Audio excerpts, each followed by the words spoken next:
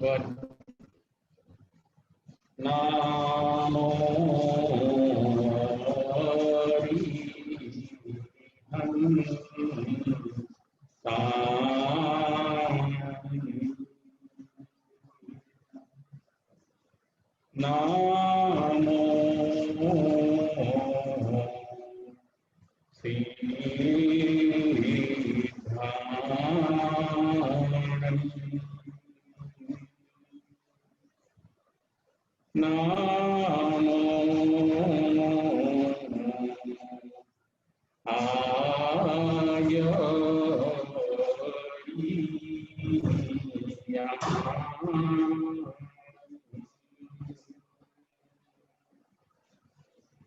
नामो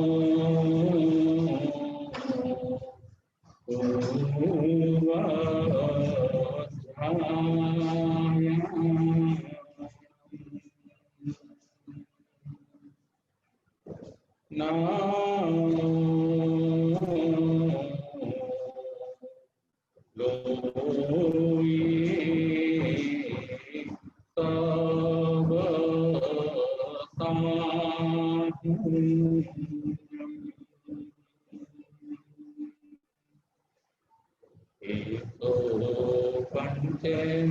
पंचनमोकारो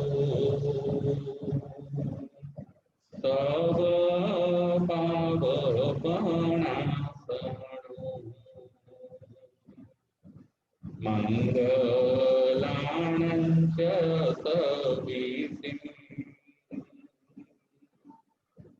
परमं हवै मंगलम् परमं हवै मंगलम्। सिद्धानं नमो किंचा संजयानं च भावो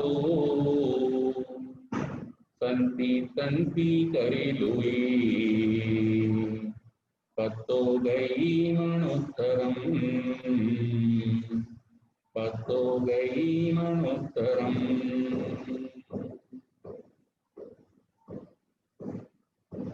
पंच परमेष्ठी भगवंतों ने भावपूर्वक वंदन नमस्कार करीने धर्मप्रेमी श्रावक श्राविकाओ उत्तराध्ययन सूत्र अध्ययन 19 प्रवचन नंबर 42 अध्ययन 19 मृगापुत्रनो अधिकार प्रवचन नंबर 42 આજના આપણા પ્રવચનનો વિષય છે નરકના કારણો અને વેદના। નરકના કારણો અને વેદના એ આપણા પ્રવચનનો વિષય છે। મૃગાપુત્ર માતા પિતાને સમજાવે છે જાવંતી લોહી દિશંતી વેયણા हे माता पिता आ लोकमा जावंती मानुष्य लोई दिशंती वेयणा मनुष्य लोकमा जे वेदनाओ आपने जोवामां आवे छे ये वेदना करता नरकनी वेदना अनंत गुणिया एटले के अनंत गणी छे। नरक 7 बतावी छे रत्न प्रभा शर्करा प्रभा वालुका प्रभा पंख प्रभा धूम प्रभा तमह प्रभा अने तमतमह प्रभा। नरक नीचे छे अधोलोकमां छे आपणे रहीए छीए ए मध्यलोक छे अने जे सूर्य चंद्र 12 देवलोक ए बधुं ऊर्ध्वलोक गणाय छे। नरक अधोलोकमां छे। नरक 7 छे।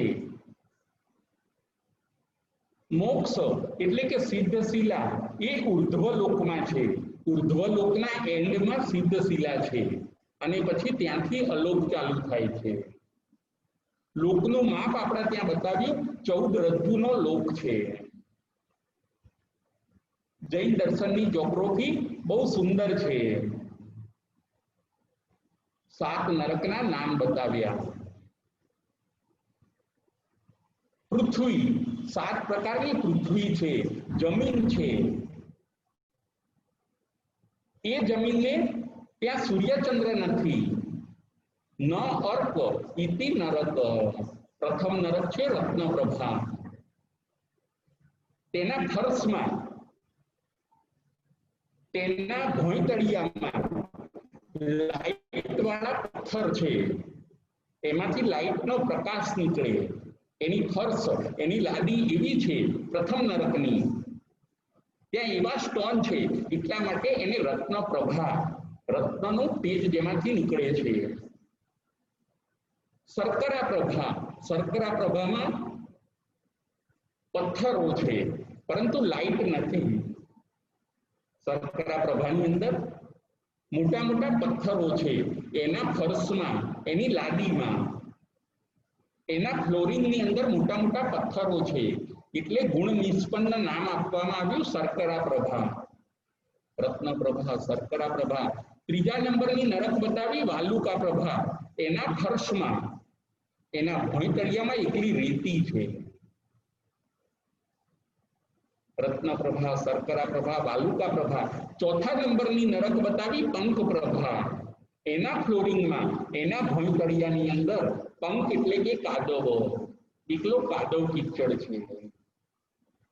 બધાના ગુણ નિષ્પન્ન નામ છે। જ્યાં જેવી જમીન છે એ પ્રદેશને એ નામથી ઓળખવામાં આવે છે। ચોથી પંખ પ્રભા। પાંચમી છે ધૂમ પ્રભા। એના ફ્લોરિંગમાંથી, એના ભોંયતળિયામાંથી ધુમાડા નીકળે છે, કન્ટિન્યુઅસ ધુમાડા નીકળતા રહેતા હોય એવી જમીન છે, માટે પાંચમી નરકનું નામ છે ધૂમ પ્રભા। છઠ્ઠી નરકનું નામ છે તમઃ પ્રભા। એ નરકની અંદર વધારે અંધારું છે, તમઃ એટલે અંધારું, એટલે છઠ્ઠી નરકનું નામ છે તમઃ પ્રભા। સાતમી નરકનું નામ છે તમઃ તમઃ પ્રભા। ત્યાં ગાઢ અંધારું છે,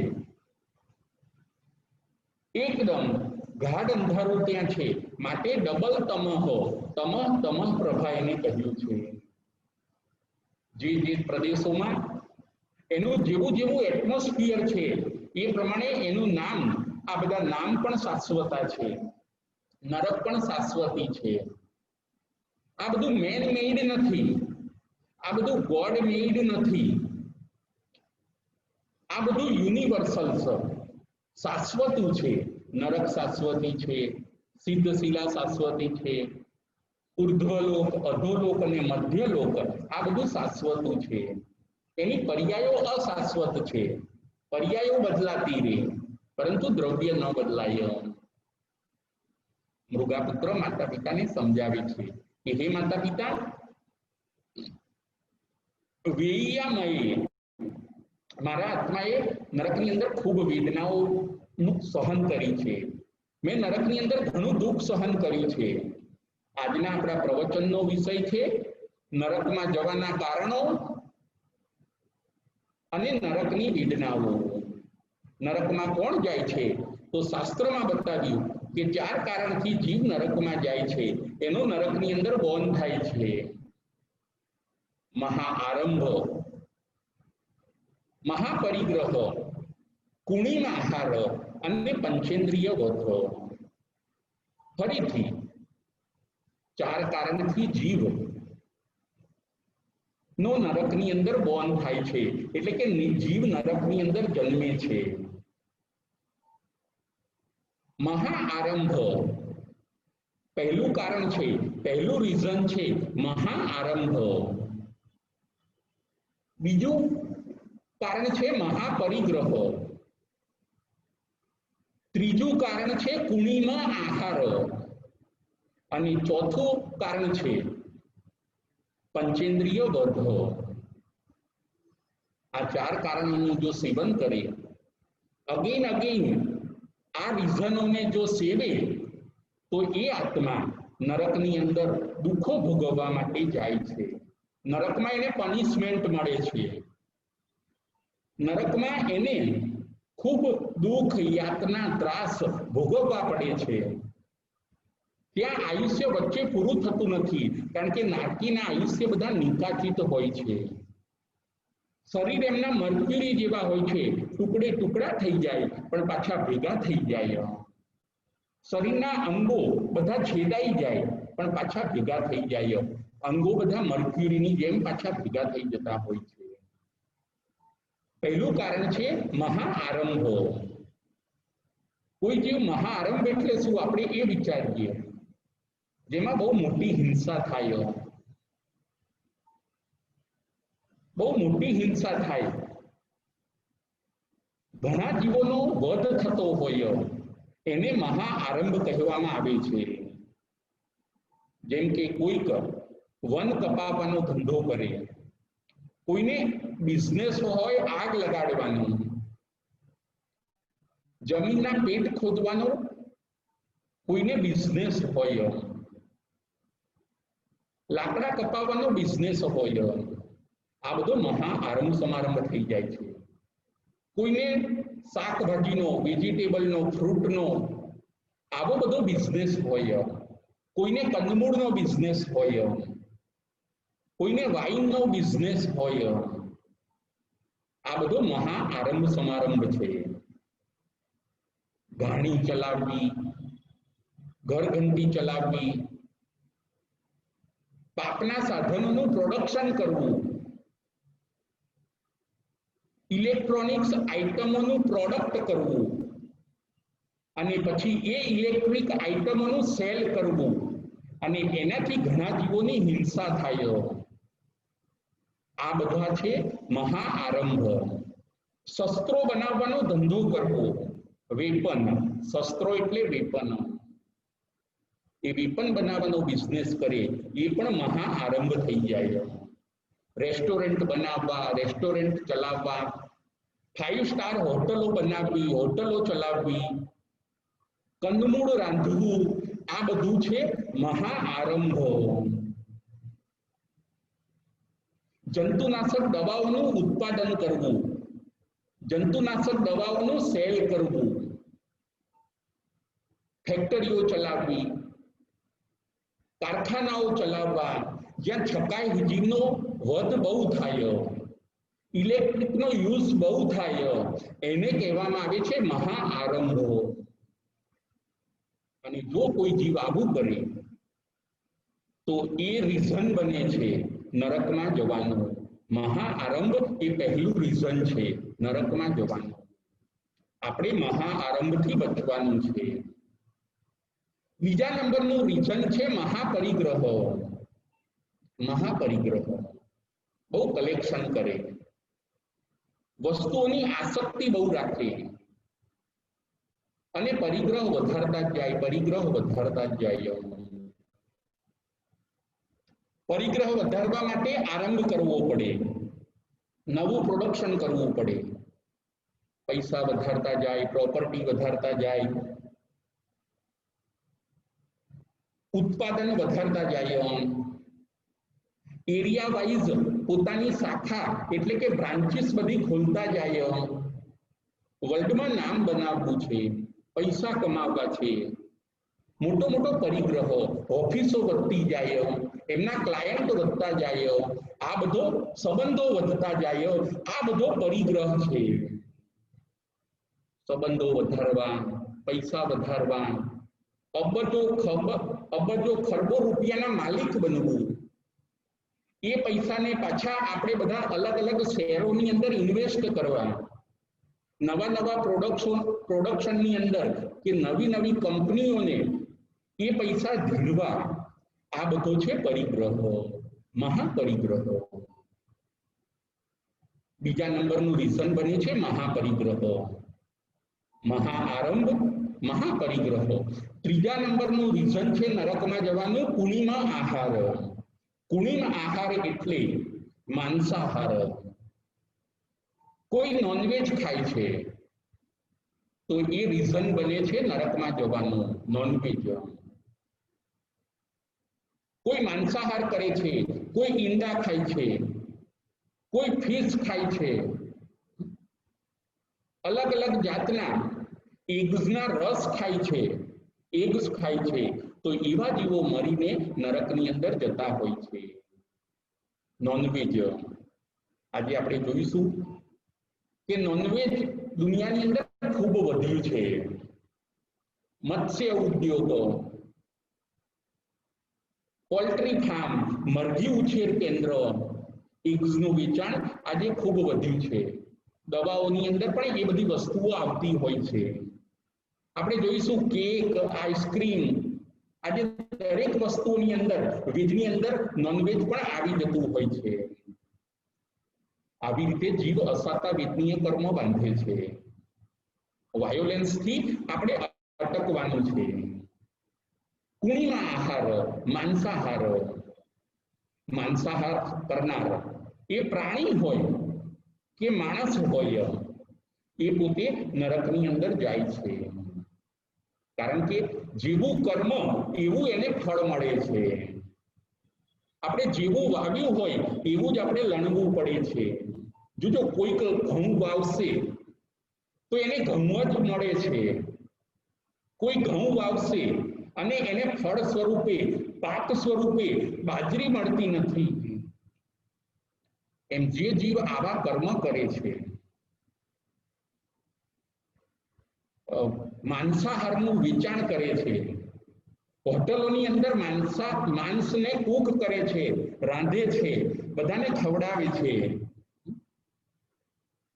કતલખાનાઓ ચલાવે છે, તો એવા જીવો આ ત્રીજા નંબરનું જે રીઝન છે એને ફોલો કરે છે।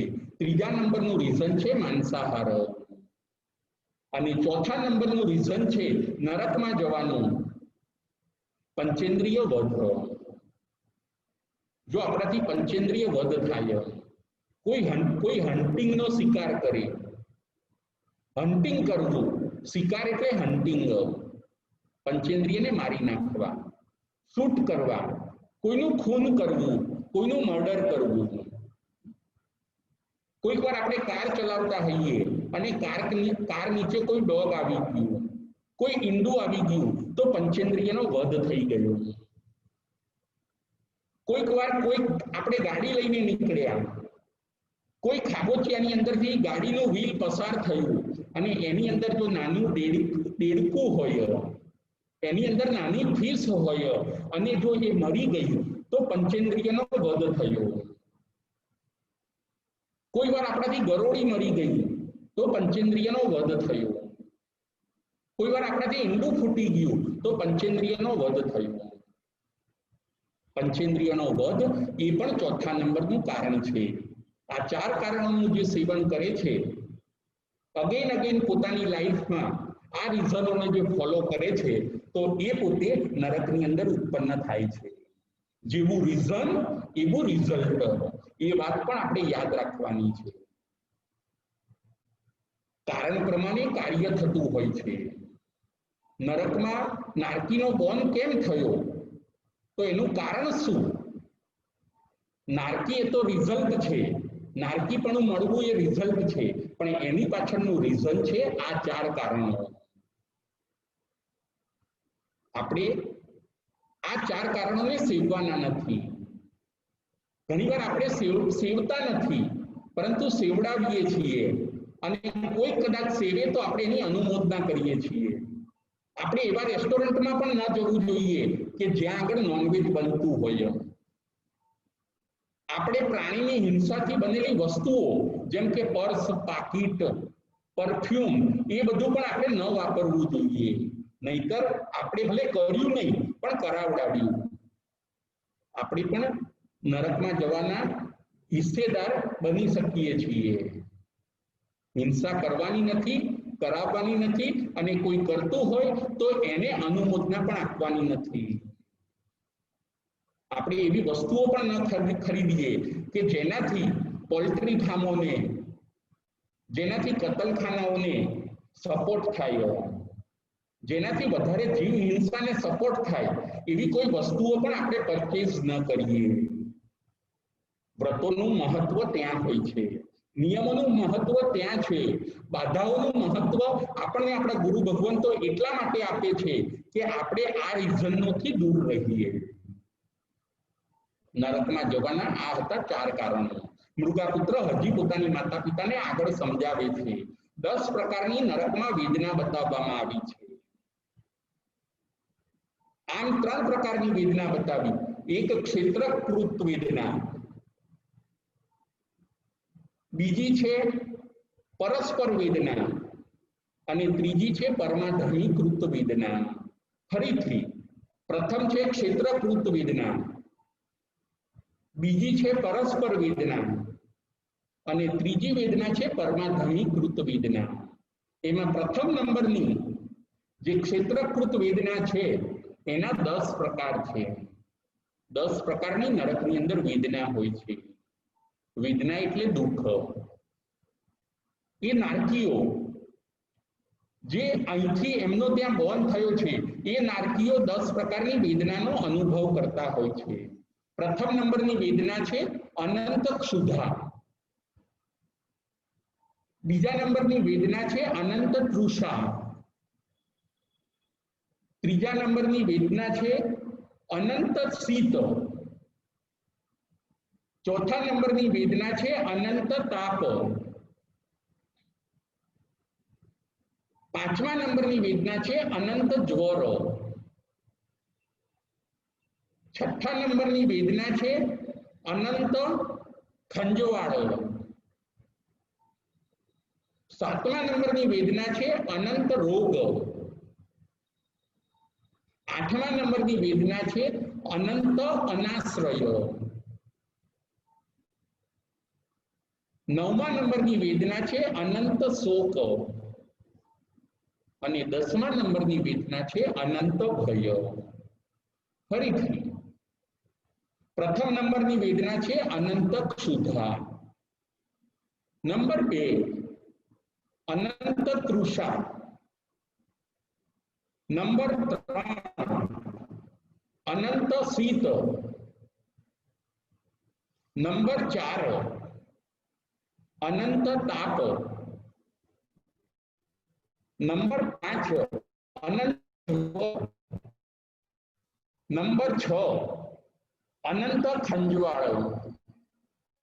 નંબર 7 અનંત રોગ. નંબર 8 અનંત અનાશ્રય. નંબર 9 અનંત શોક અને નંબર 10 અનંત ભય. 10 પ્રકારની વેદના નારકી પોતે ભોગવતા હોય છે. પ્રથમ નંબરની વેદના છે અનંત ભૂખ. જો 7 નરકની અંદર જે નારકીઓ હોય છે એમને ભૂખ ખૂબ લાગતી હોય છે, અનંત ભૂખ. એમના વૈક્રિય શરીર વાતાવરણમાંથી વૈક્રિય પૂતગલો લે, પોતે ખાય, પચાવે, એવું તરત ડાયજેસ્ટ થઈ જાય, પાછા ભૂખ્યા ને ભૂખ્યા, પાછા ભૂખ્યા ને ભૂખ્યા. એમની ભૂખ શાંત ના થાય. ક્ષુધાવેદનીયનો પુષ્કળ ઉદય હોય. જો અહીંયા આપણે ઘણા તિર્યંચો પણ જોઈશું કે ઘણા એનિમલ ગમે એટલું ખાય પણ પાછા ભૂખ્યા ને ભૂખ્યા. અનંતિક ક્ષુધા. એવું નહીં કે એક ટાઈમ ખાધું પછી હવે બીજા દિવસે ભૂખ લાગી, ના, એવી સાતા ત્યાં બિલકુલ નથી. ભૂખ ભૂખ અને ભૂખ. અનંત ક્ષુધા. અનંતનો અર્થ કરવાનો એન્ડલેસ. અનંતનો અર્થ થાય એન્ડલેસ અથવા તો સ્ટોપ ન થાય એવી ક્ષુધા. બીજા નંબરની અનંત તૃષા. એટલે તૃષા એટલે તરસ. એમને એ લોકોને સતત તરસ લાગતી હોય, પાણી પાણી અને પાણી. કદાચ ત્યાં આગળ પાછું ઠંડુ પાણી પણ પીવા ન મળે, એવું ગરમ અને ઉષ્ણ પાણી પીવા મળે કે એનાથી તૃષા શાંત થાય નહીં અને પોતે અતૃપ્ત જ રહે. અનંત તૃષા. આપણે પણ કાચા પાણી, બરફ, આ બધી વસ્તુઓથી દૂર રહેવાની જરૂર છે. ચોખ્ખા ચોવિયાર કરીએ, અચેત પાણી પીએ, આ બધું આપણે પણ આપણી લાઈફની અંદર લાવવાનું છે. બીજા નંબરની વેદના છે અનંત તૃષા. ત્રીજા નંબરની વેદના છે અનંત શીત. શીત એટલે ઠંડી. નરકની અંદર ઠંડી પણ પુષ્કળ પડે છે. કહીએ ને કે -ડિગ્રીની અંદર ઠંડક હોય, એનાથી પણ વધારે અનંત ગણી, એટલે કે જેને કાઉન્ટેબલ નહીં, અનકાઉન્ટેબલ નહીં, પણ એન્ડલેસ, એટલી બધી ત્યાં ઠંડી હોય. જેમ અહીંયા આપણે જોઈશું હિમાલય વગેરેની અંદર પુષ્કળ ઠંડી પડે, માણસો બહાર ન નીકળી શકે, એનાથી પણ અનંત ગણી વેદના ઠંડી એ નરકની અંદર હોય છે. અસત કલ્પના એ કહેવામાં આવ્યું કે ત્યાંના નારકીને જો નરકમાંથી લાવીને અહીંયા હિમાલયમાં કે બરફવાળા પ્રદેશોની અંદર જો એને સુવાડવામાં આવે તો એ પોતે શાંતિથી સૂઈ જાય, એને અહીંની ઠંડી કઈ ન લાગે, એટલી બધી એન્ડલેસ ઠંડી નરકની અંદર છે. ચોથા નંબરની વેદના છે અનંત તાપ. તાપ એટલે ગરમી. ગરમી, પુષ્કળ ગરમી પડે. અમુક ભાગ એવો હોય કે ત્યાં આગળ પુષ્કળ ગરમી પડે, અમુક એરિયાની અંદર ખૂબ ગરમી પડે.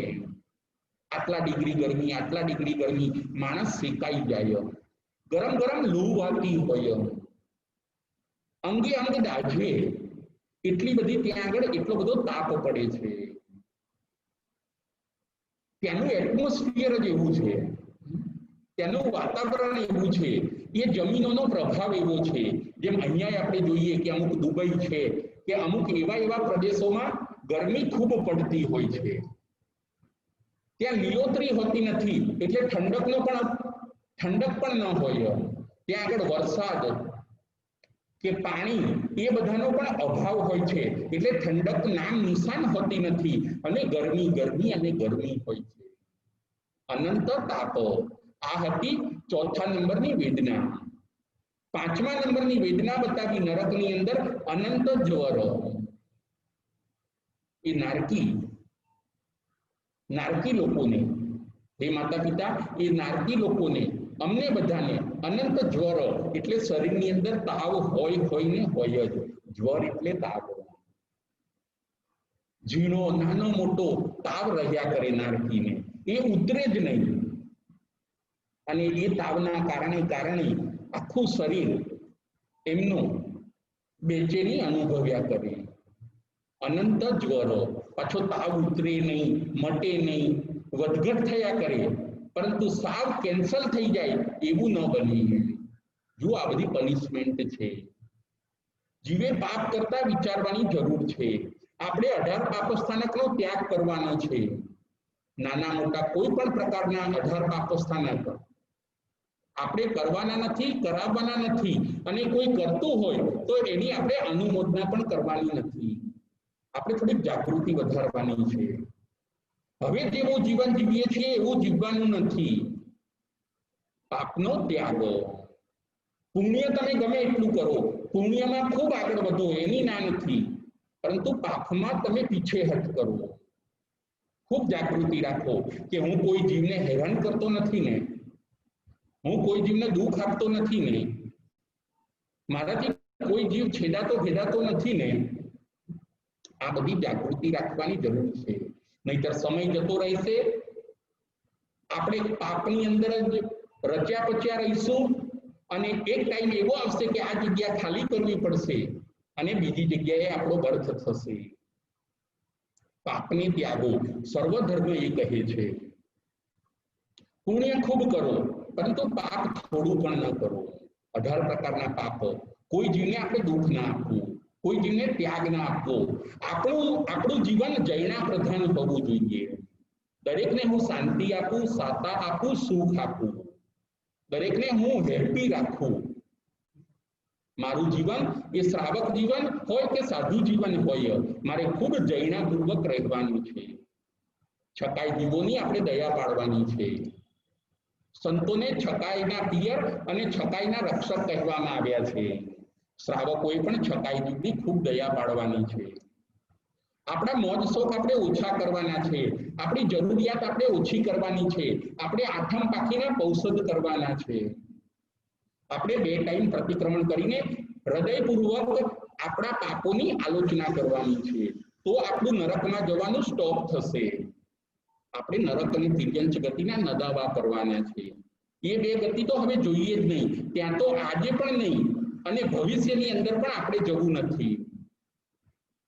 આવો સુંદર સંકલ્પ આ બધા પ્રવચનો સાંભળીને આપણે લેવાનો છે.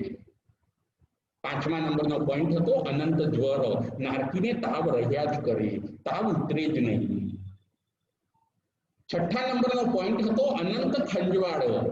નારકીને ખંજવાળ આવ્યા કરે. ખંજવાળ એટલે ખુજલી. એ લોકો 2 હાથથી નખ વડે આખા શરીરને આખો દિવસ ખણ્યા જ કરે. એમને ખણ મટે નહીં. ખુજલીનો રોગ થયો હોય, ખસનો રોગ થયો હોય, ચામડી છોલાઈ જાય, શરીર છોલાઈ જાય, પરંતુ ખણ જ મટે નહીં. અનંત ખંજવાળ. ખણીને લોહી નીકળી જાય ત્યાં સુધી પોતે ખણે, પરંતુ એ ખંજવાળ ન મટે. જુઓ, નારકીઓની આવી દશા છે. આત્મા પાપ કરે છે તો એને પનિશમેન્ટ મળે છે, એને એનું દુઃખ ભોગવવું પડે છે.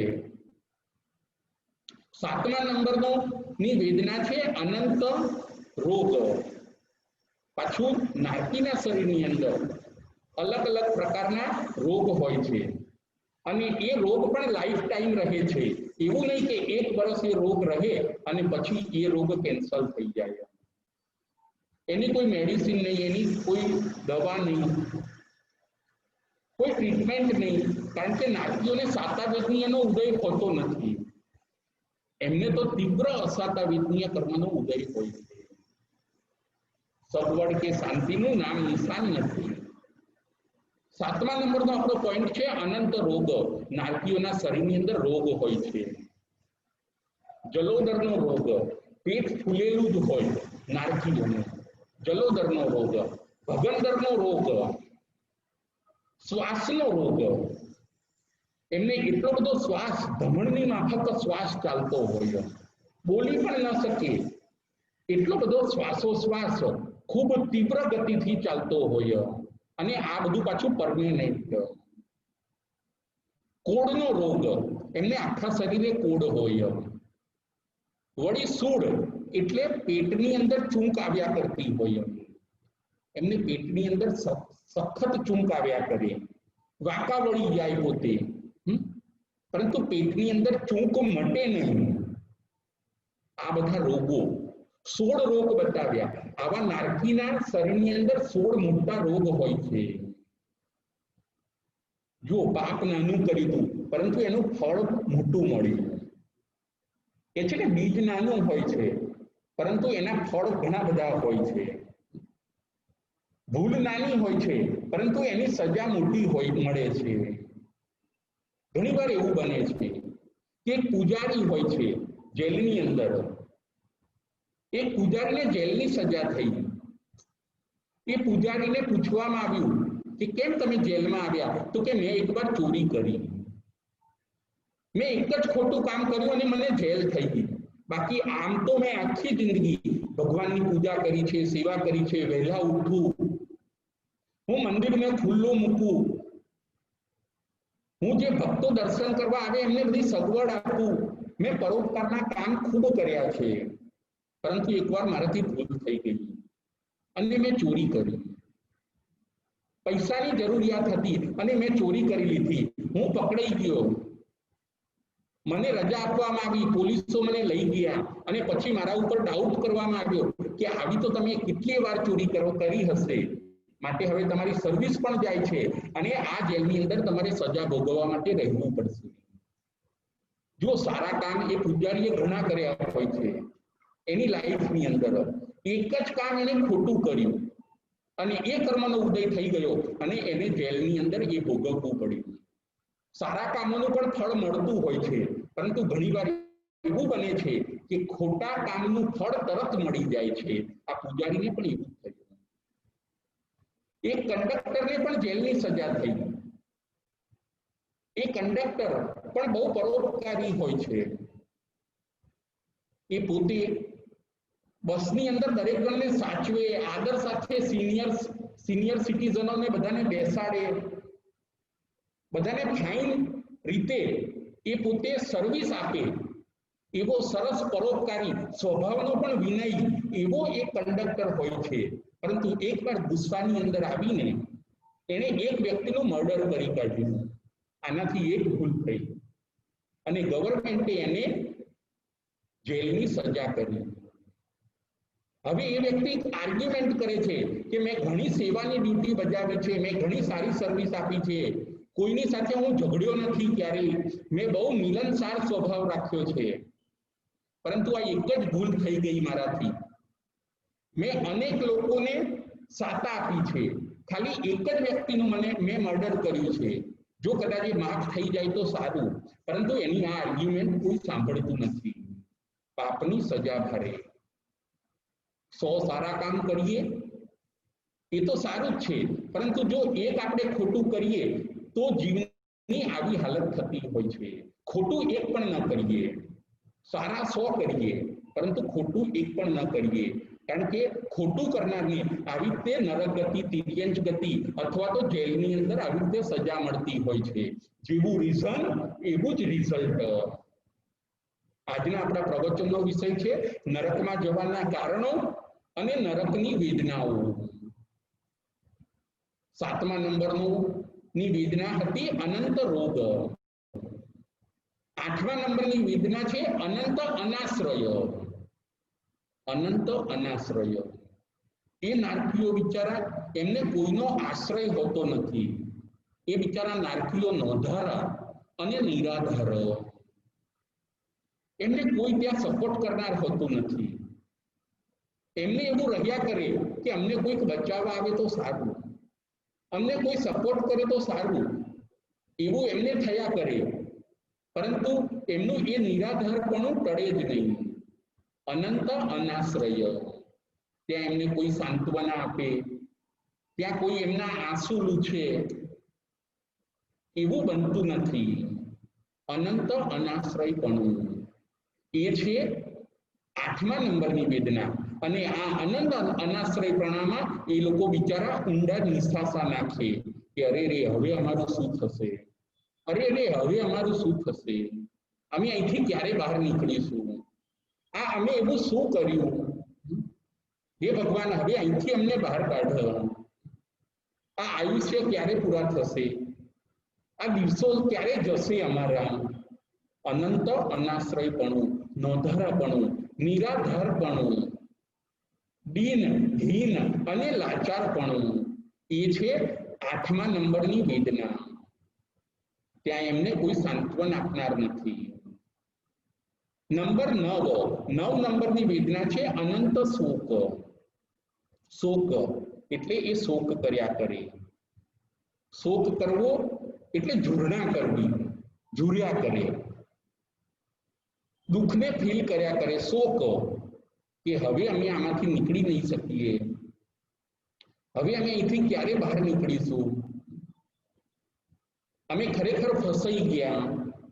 આવો અગેન એ લોકો શોક કર્યા કરે, ઊંડા નિશાસા નાખે. કોઈ આશા એમના જીવનમાં હોતી નથી, એકલો શોક હોય છે. જો આશા કદાચ સુખનું કારણ બને છે, પરંતુ જે શોક છે એ દુઃખનું કારણ બને છે. જો ઘણીવાર માણસને આશા હોય કે આટલું અમે સહન કરી લઈશું, પછી અમે બહાર નીકળી જઈશું, પછી અમારા જીવનમાં આનંદ છે.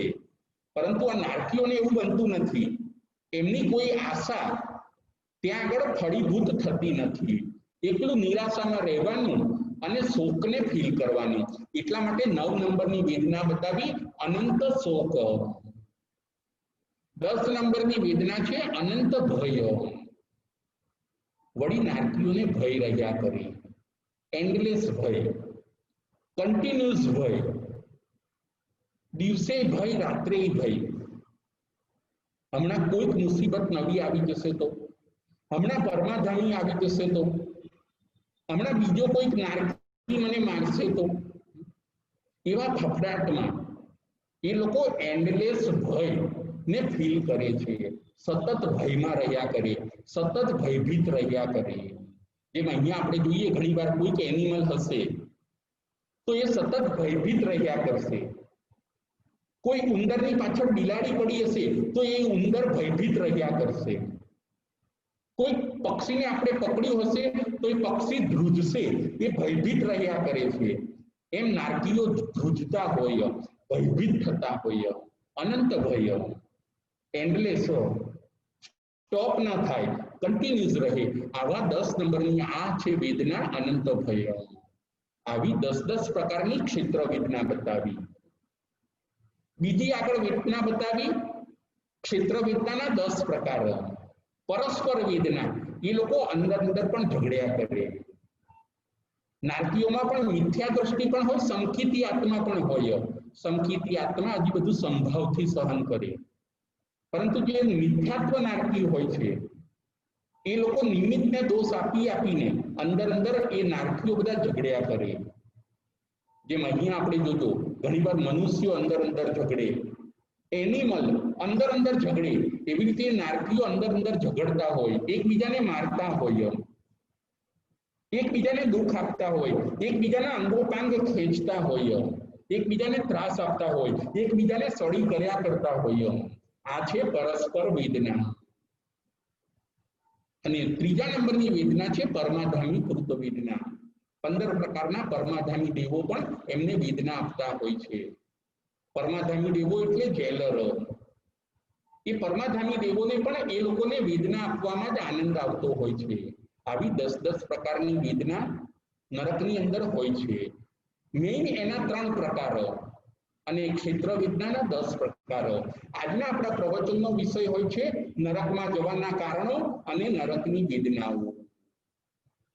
આજના પ્રવચનમાંથી આપણે શીખવાનું એ છે કે આપણે ખૂબ ધ્યાન રાખીએ, 4 કારણોનું સેવન ન કરીએ, કોઈને દુઃખ ન આપીએ, અને 18 પ્રકારના જે પાપ છે એ આપણે સેવીએ નહીં, સેવરાવીએ નહીં, અને કોઈ સેવતું હોય તો એની આપણે અનુમોદના પણ ન કરીએ. આપણે જીવદયાની અંદર આગળ વધીએ, આપણે નરક ગતિ અને તિર્યંચ ગતિને કેન્સલ કરીએ. મૃગાપુત્ર આવું સુંદર પોતાના માતા પિતાને સમજાવે છે. હજી મૃગાપુત્રને મુનિ બનવું છે. મુનિ એ પોતે છકાઈના રક્ષક હોય છે. મૃગાપુત્ર મુનિ બનવા માટે માતા પિતા પાસે રજા માંગે છે કે હે માતા પિતા, આવી નરક ગતિની અંદર બધી એન્ડલેસ વેદનાઓ મેં સહન કરી છે. ત્યાં હું નિરાધાર હતો, ત્યાં હું પરાધીન હતો, ત્યાં 16 રોગો શરીરની અંદર ઘર કરી ગયા હતા. સંયમમાં તો આવું કંઈ નથી. સંયમ મને ગમે છે. સંયમ દુષ્કર નથી. સંયમ એ તો એક પ્રકારની લેબોરેટરી છે. એની અંદર સોલ અને કર્મને જુદા કરીને અને આત્માને મોક્ષની અંદર લઈ જવામાં આવે છે. સંયમ એ દુષ્કર નથી, પરંતુ સંયમ એ તો મોક્ષની સીડી છે. સંયમ એ તો મોક્ષ સાથેનું સીધું કનેક્શન છે. સંયમ એ તો મોક્ષની ફ્લાઇટ છે. આવું સુંદર મૃગાપુત્ર પોતાના માતા પિતાને સમજાવે છે. આવા ઉત્તરાધ્યાન સૂત્રના સુંદર ભાવોને આપણે પણ આત્મસાત કરવાના છે. જીવનની અંદર આપણે પાપ ન કરીએ, નરક ગતિને અને તિર્યંચ ગતિને આપણી લાઈફમાંથી, આપણા જીવનમાંથી આપણે કેન્સલ કરીએ. આપણે ન દાવા કરીએ. જમાલી કુમારે અને સુબાહુ કુમારે પણ નરક ગતિના નદાવા કર્યા છે. એવા ઘણા આત્માઓ છે. આનંદ શ્રાવક પણ એકાવતારી થયા. એ પણ હવે દેવલોકમાંથી એક મનુષ્યનો ભાવ કરીને પોતે મોક્ષે જશે. અનંત દુઃખમાંથી જો છૂટવું હોય તો પાપ આપણે છોડવું જોઈએ. પાપ આપણે થોડું પણ ન કરીએ, પુણ્ય માર્ગે આગળ વધીએ, નિર્જરાના માર્ગે આગળ વધીએ, આપણું પણ કલ્યાણ કરીએ અને આપણી સાથે રહેલા સર્વ જીવોનું આપણે કલ્યાણ કરીએ. એવા સુંદર ભાવો આવા ઉત્તરાધ્યાન સૂત્રના આપણે આત્મસાત કરવાના છે, આપણા જીવનમાં ઉતારવાના છે. જે આત્માઓ આવું કરશે એ ચોક્કસ પોતાના આત્માનું કલ્યાણ કરશે. બોલો મહાવીર સ્વામી ભગવાન કી જય.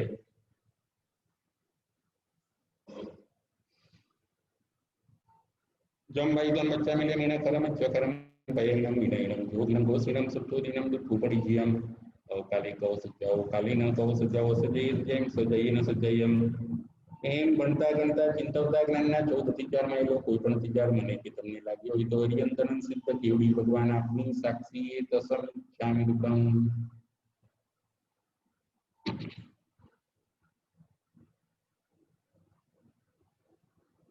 હવે પ્રશ્નોત્તરી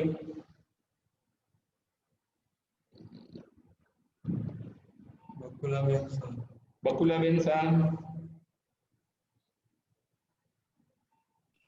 હેલો. હા, જય જીનેન્દ્ર. ગુરુદેવ. હા, બોલો બોલો. આપણે તમે કીધું ને કે ગાડી આપડી જતી હોય અને ખાડામાં કોઈ દેડકી કે આવી જાય તો આપણે પંચેન્દ્રિયનો ઘાત કર્યો કેવાય, પણ આપણને ખબર કેવી રીતે પડે કે આપડી નીચે આવી ગયું કે શું થયું એમ? બરાબર છે, બરાબર છે. એટલે જ આપણે સાધનો વાપરવાની ના પાડી ને બકુલાબેન, કે આ બધા પાપના સાધનો છે. એટલે તો આપણે જઈને રાખવાની, પાણીમાં બહાર ના નીકળવું, પછી ચાલીને જઈએ તો જઈ ના પડાય, અને આવી રીતે કાર લઈને આપણે જઈએ તો કોઈ જઈના પડાવવાની નથી એની અંદર. એટલે પંચેન્દ્રિયનો જીવનો વધ થાય. અને આવું થોડું થોડું ભેગું થાય તો પછી ધર્મિષ્ઠ આત્માઓ પણ નરકમાં જાય એવું નથી, કારણ કે કર્મ કોઈની શરમ કરતું નથી. આપણને ખબર કેવી રીતે પડે? આપણે પગની તકલીફ હોય, ચાલી ન શકતા હોય, નો છૂટકે જવું પડતું હોય, છતાં પણ જવું જ પડતું હોય તો જઈએ, પણ આવી રીતે ખાડામાં આવી જાય આપણને કેવી રીતના ખબર પડે? પછી આપણે શું કરવું એમ? કદાચ નો ખબર પડે ને કદાચ થઈ ગયું હોય તો શું કરવું એમ? હા, તો શું થાય કે આમાં તો આ તો કેવું છે, આપણે ખૂબ જયના રાખવી પડે કે ભાઈ હવે કારણ વગર ઘણી વાર બહાર જ નહીં નીકળવું જોઈએ. બહુ કારણ હોય અગત્યનું તો બરાબર છે, અને બાકી ના નીકળાય. બાકી એ આપણાથી મળ્યું એ વાત ચોક્કસ, અને એનું આપણને પંચેન્દ્રિય અત્યારનું પાપ લાગ્યું એ વાત નક્કી પાછી એવું છે. બાપરે, આ તો અજાણતામાં થાય છતાં પણ અજાણતામાં થાય. કોઈક અજાણતામાં દવા પી લે તો અસર થાય કે ના થાય બકુલાબેન? કોઈ અજાણ કોઈ દવા પી લે કે કોઈ કે કંઈક અજાણતામાં કોઈક નાનું બાળક હોય, કોઈ દવા ગળી ગયું કે કોઈક કોઈ પોઈઝન કે એવું અજાણતામાં થઈ લે તો એની અસર થાય કે ના થાય? થાય જ તે. એટલે તો જૈનાનો નહીતર સંતોય ન વાપરે. આ હિંસા ના થાય એટલે તો સંતો પણ વ્હીકલ કે આવું બધું ગાડી કે કાર કે બધું વાપરતા નથી એ પોતે. એમ નહીં ગુરુજી, પણ કદાચ ધારો કે આપણાથી થઈ જાય તો આપણે શું એનું પ્રાયશ્ચિત કેવી રીતે કરવાનું? પછી શું થાય કે જો તમારે આપણે જઈને બહારથી ના આવી, પછી આપણને ખબર તો નથી જ, પણ છતાંય આપણે એમ થાય કે અજાણતામાં કંઈક થઈ ગયું હશે તો શું કરવાનું? તો એટલે કેવું, જો 2 ટાઈમનું પ્રતિક્રમણ બતાવ્યું આપણા ત્યાં બકુલાબેન, 2 ટાઈમનું પ્રતિક્રમણ શ્રાવક જીવનમાં બતાવ્યું. પછી તમે આવી રીતે નાના મોટા તપ ને એવું કરતા રહો તમે, તો આવી રીતે કર્મ બંધાયું હશે ને તો એ અંદરથી ડિસ્ટ્રોય થઈ જશે. એટલે તપ પણ જીવનની અંદર ચાલુ રાખવાનું. એટલે ડિસ્ટ્રોય થાય ખરું એવી રીતના? થાય ખરું કે ભાઈ આપણે નથી કહેતા જાણતા અજાણતા મને કોઈ પણ પાપ દોષ લાગ્યો હોય તેનું 10 વિચ્છામી દુક્કડમ આપણે કહીએ છીએ ને, બરોબર. તો એ તમારાથી જે મરી ગયું ફીસ કે દેડકી કે એ પાપ ડિસ્ટ્રોય થઈ જશે ને તો પછી હવે તમે પેલું રીઝન બનશે નહીં નરકમાં જવાનું ને. બરોબર. એટલે તમારે તપના કોન્ટેક્ટમાં રહેવાનું. નરકમાં નથી જ જવું એવું નક્કી જ રાખીને આપણે નરક ને તિર્યન ગતિ નથી જ જોતી, પણ હવે આવું બધું થઈ જાય તો નરક ગતિ આવી જ જાય આપણાથી. પણ આવી જ જાય છે. અરે ધર્મિષ્ઠ આત્માઓ જાય છે ને, કારણ કે એને ખ્યાલ નથી રહેતો એ. અને આવું બનતું હોય છે બકુલાબેન, અને આપણા જીવન અંદર આપણે વાપરીએ છીએ. આપણે આ ઘરમાં બધા જંતુનાશક દવાઓ જેમ ફિનાઇલ ને એસિડ ને બધું વાપરીએ છીએ ને આપણે, ફિનાઇલ એસિડ ને બધું, તો એનાથી ગટરની અંદર એ બધા જીવો જાય, ફિનાઇલ એસિડ આ બધું જાય, સાબુના ફીણ જાય, એટલે પછી અંદર ફિશ ને બધું જે ગટરની અંદર હોય, વંદા હોય, એ બધા પણ મરી જતા હોય છે.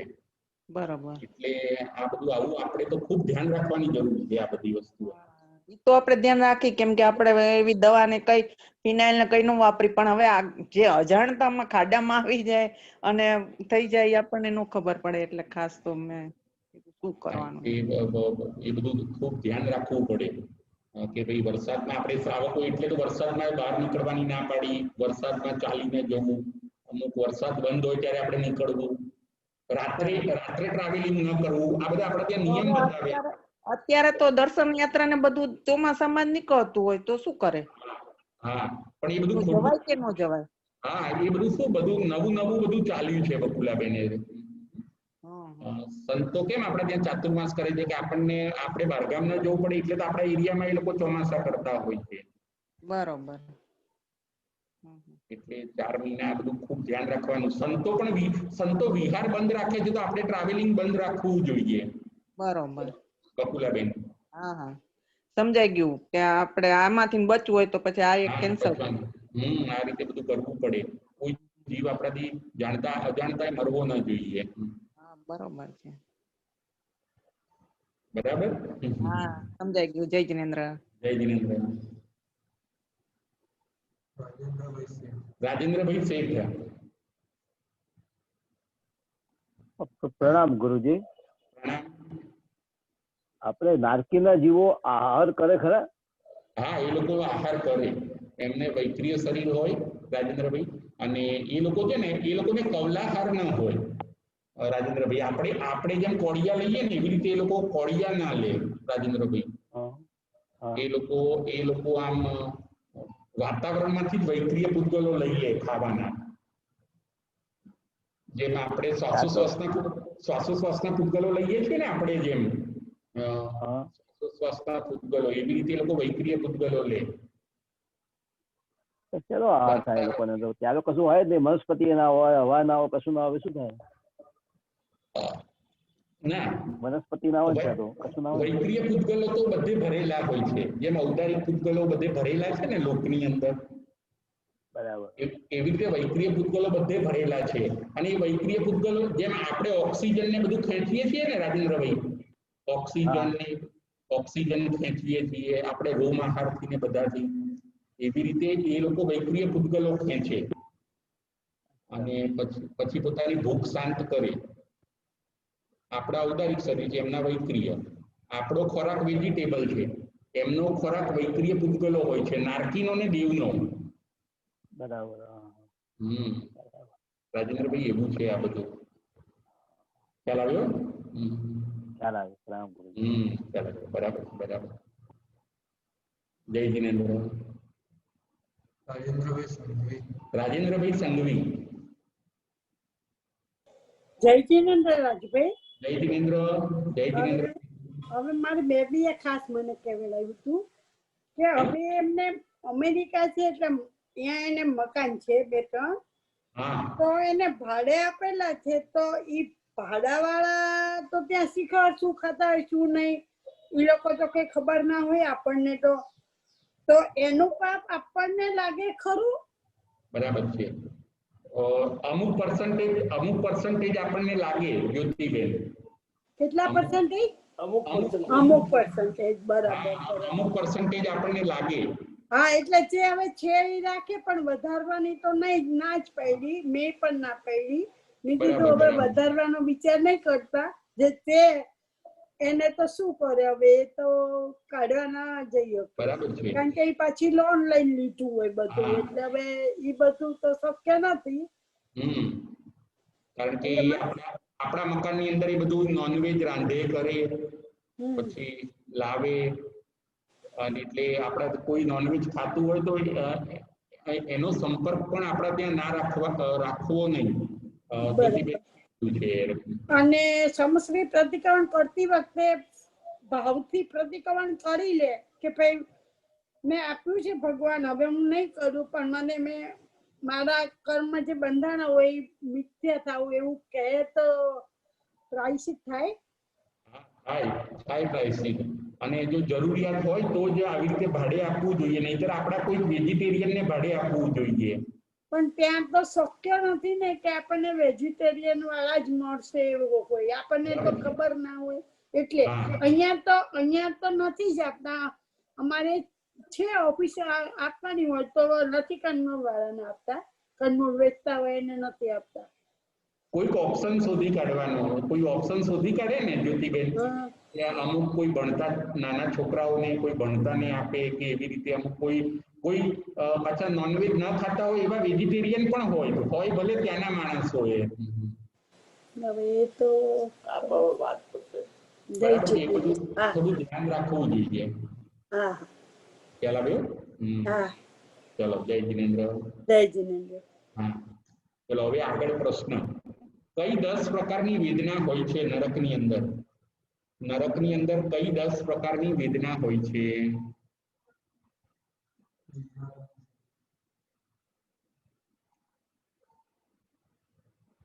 કઈ 10 પ્રકારની વેદના નરકની અંદર હોય છે? રીટાબેન મહેતા. રીટાબેન મહેતા. જય જિનેન્દ્ર રાજુભાઈ. જય જિનેન્દ્ર. અરે 10 પ્રકારની વેદનામાં આપણે ક્ષેત્રકૃત વેદના જે ક્ષેત્રથી ઉત્પન્ન થતી હોય જ બધી ને. બરાબર એ જ. હા એટલે પેલી અનંત ક્ષુધા છે, પછી હા. અનંત તૃષ્ણા બીજી, ત્રીજી અનંત શીત, પછી ચોથી છે અનંત તાપ, પછી પાંચમી અનંત જ્વર, છઠ્ઠી અનંત ખંજવાળ, સાતમી અનંત રોગ, પછી આઠમી અનંત અનાશ્રય, અને નવમું અનંત શોક, અને 10મું છે અનંત ભય. બરાબર બરાબર છે. બહુ સરસ. આટલી વેદના હોય 10 પ્રકારની ક્ષેત્રકૃત. બરાબર છે બરાબર. બહુ સરસ. Thank you. જય હવે જિનેન્દ્ર. આગળ પ્રશ્ન. નરકમાં જવાના 4 કારણો કયા કયા? નરકમાં જવાના 4 કારણો કયા કયા? મિતુબેન શાહ. નરકમાં જવાના 4 કારણો. જય જિનેન્દ્ર. જય જિનેન્દ્ર. નરકમાં જવાના 4 કારણો. પહેલું છે મહાઆરમ, બીજું છે મહાપરિગ્રહ, ત્રીજું છે કુણીમ આહાર, અને ચોથું છે પચેન્દ્રિય વધ. સરસ. બહુ જય જિનેન્દ્ર. જય જિનેન્દ્ર. આ ચાર કારણોને થોડાક સમજાવો. આ 4 કારણને થોડાક સમજાવો તમે. નરકમાં જવાના 4 કારણો. બકુલાબેન શાહ. નરકમાં જવાના 4 કારણોને થોડાક સમજાવો. એક એક લીટીમાં સમજાવો. મહારમ. જય જિનેન્દ્ર. જય જિનેન્દ્ર. પેલું મહારમ, જેમાં બહુ મોટી હિંસા થતી હોય, જેમાં બહુ જ મોટી હિંસા થતી હોય, અને પંચેન્દ્રિય એટલે એમાં શાકભાજી જંગલ બાળવા, ઘાણી ચલાવી, ઘરઘંટી ચલાવી, આ બધા આરમના કાર્ય થતા હોય. એમાં જેમાં વધારે પડતી જીવ હિંસા થતી હોય તેવા એટલે મહારમ. બરાબર. બીજું મહાપરિગ્રહ એટલે વસ્તુની આસક્તિ રાખે, પરિગ્રહ જાજી ઓફિસો ખરીદે, નવી નવી કંપનીઓમાં પોતાના પૈસાનું રોકાણ કરાવે, કારીગરો વધારે, એવું બધું. પછી ત્રીજું કુણીમ આહાર એટલે માંસાહાર ખાય, કોઈ ઈંડા, ફિશ વગેરે ખાય, આઈસ્ક્રીમ કેક એમાં જેમાં નોનવેજ હોય અને ખબર હોવા છતાં પણ ખાઈ લે. મરઘી ઉદ્યોગ કેન્દ્ર, મત્સ્ય ઉદ્યોગ કેન્દ્ર વગેરે કેન્દ્ર ખોલે, પોલ્ટ્રી ખોલે, એટલે એ માંસાહાર નું બધું કરે એટલે કુણીમ આહાર. અને પચેન્દ્રિય વધ એટલે પચેન્દ્રિયમાં જેનો વધ થતો હોય, જેવી રીતે કે ચોમાસામાં ગાડી પસાર થતી હોય ને ગાડા નીચે પાણીમાં ખાડામાં દેડકો કે નાની માછલી કે કોઈ પણ આવી જાય ને મરી જાય તો એ પંચેન્દ્રિયનો વધ થયો કહેવાય. પછી કોઈ પર્સ, પાકીટ, પરફ્યુમ ખરીદે, એ પંચેન્દ્રિય વધ જ થયો કહેવાય ને. અને કોઈ પંચેન્દ્રિય વધ ને સેવન નહીં કરવાનું, સેવવાનું નહીં, સેવતાને અનુમોદવાનું નહીં. આ 4 કારણો નરકમાં જવાના છે. બરાબર છે. આ રીઝન છે, કારણો છે. હા, કારણો છે. અને આ કારણો બહુ સેવે છે એનો જન્મ નરકની અંદર થાય છે. બહુ સરસ. હવે નરક અને તિર્યંત ગતિના નદાવા કોણે કોણે કર્યા? નરક ગતિને કેન્સલ કોણે કોણે કરી? જમાલીએ. બરાબર. જમાલીએ, આનંદ શ્રાવકે અને સુબાહુ કુમારે. સુબાહુ કુમારે. બહુ સરસ, બહુ સરસ, બહુ સરસ. Thank you. જય જિનેન્દ્ર. જય જિનેન્દ્ર. હવે છેલ્લો પ્રશ્ન. નરકમાં ન જવું હોય તો શું અટકાવવાનું? નરકની અંદર આપણે ન જવું હોય તો શું અટકાવવાનું? રાજેન્દ્રભાઈ સંઘવી. નરકમાં આપણે ન જવું હોય તો શું અટકાવવાનું? જય જિનેન્દ્ર રાજુભાઈ. જય જિનેન્દ્ર. નરકમાં ન જવું હોય તો એક તો નરકના 4 કારણો બતાવ્યા: મહારમ, મહાપરિગ્રહ, પુણ્યકાર ને પંચેન્દ્રિય જીવનો વધ. બરાબર. બને એટલું ધ્યાન રાખી એવા મોટા મોટા જે પેલા કારખાનાઓ હોય, મોટી મિલો હોય, એવામાં ક્યાંય આપણે એવો ધંધા બી નહીં કરવાના, એવા ધંધાના શેરો પણ નહીં ખરીદવાના, કે એ ધંધામાં કઈ એ જ ન કરવાનું. પરિક્રમા ભગવાને તો એવું કીધું છે કે પરિગ્રહ એક ના હોય કોઈ વસ્તુ અને તમે બહુ જ મનથી ઈચ્છા કરો કે મારે પાસે આ બહુ જોઈએ તો એને ભગવાનને પરિગ્રહ કીધો છે. ન હોવા છતાંય બહુ ઈચ્છા રાખી હોય તો પણ પરિગ્રહ છે. મમ્મણ શેઠ પાસે તો હતું પણ ના હોય તોય એને પરિગ્રહ કીધો છે. એટલે એવું મનથી પણ એવું નહીં કરવાનું. પરિગ્રહ તો એમ તો નહીં જ રાખવાનો. આનંદ શ્રાવક ને એમને તો ઘણું હતું પણ એમના અંદરના ભાવ એવા હતા કે મારે છોડી દેવું છે. બરાબર. એટલે એવા ભાવ રાખવાના, છોડી દેવાના ભાવ. બરાબર છે. પંચેન્દ્રિય જીવનો વધ, એમાં તો ખૂબ ધ્યાન રાખવું પડે કે પંચેન્દ્રિય જીવની હિંસા તો થઈ જતી હોય એટલે અજાણતા થઈ જતી હોય, જાણી જોઈને તો નહીં. જાણી જોઈને થતી હોય એમાં તો કરવા આપણા જૈન ધર્મના કોઈ કરે જ નહીં, પણ અજાણતા થઈ જતી હોય એમાં પણ ધ્યાન બને એટલું ધ્યાન રાખવાનું અને એનું બને તો પ્રાયશ્ચિત લઈ લેવાનું. અને કુણિકહાર એ તો આપણા જૈનોમાં તો ના જ હોય, એટલે એ તો લગભગ ના, મારા ખ્યાલથી તો બને, પછી ખબર નહીં. અને છેલ્લું કારણ પંચેન્દ્રિય વધ એટલે કે શિકાર, હન્ટિંગ. હા, એટલે આ 4 કારણ છોડવાના. અને ટૂંકમાં આપણે કેવું હોય તો પાપ 18 પાપ છોડવાના. ટૂંકમાં આપણે કેવું હોય જ્યોતિબેન, તો 18 પાપ તો જીવ કરે નહીં, કરાવે નહીં. અને કોઈ કરતું હોય તો એની અનુમોદના ન કરે. તો એવો જીવ પાપ ન કરે તો એને નરકમાં જવું પડતું નથી. બરાબર, ખ્યાલ આવ્યો? જય જિનેન્દ્ર, જય માતા. જય જિનેન્દ્ર.